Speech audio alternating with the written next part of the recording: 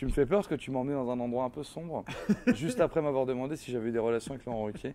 J'ai l'impression que c'était un petit peu en train d'essayer de me pécho. Tu crois? Oui, je le trouve un peu bizarre. C'est vrai.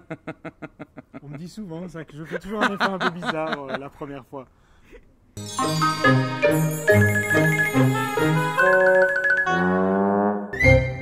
Tu as des magnifiques plantes derrière toi. Oui, je vois.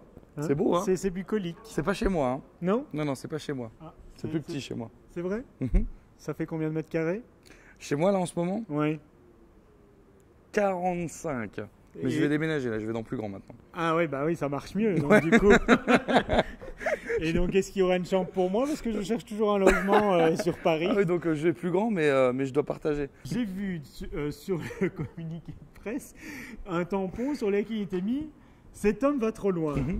Et donc, ma question est « Où vas-tu »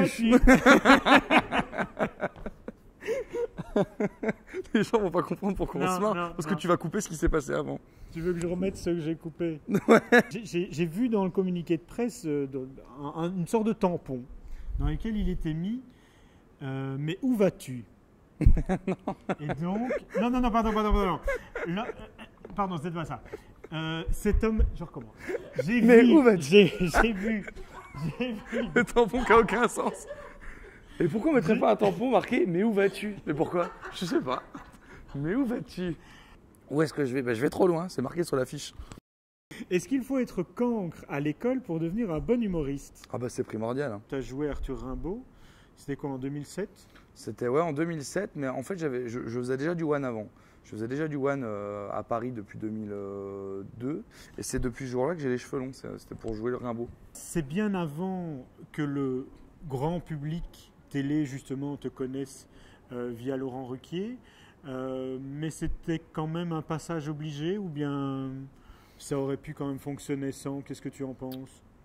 Moi je pense que cette émission était parfaite pour moi, parce que on me refusait beaucoup l'accès aux médias parce qu'il me fallait 100% de liberté d'expression.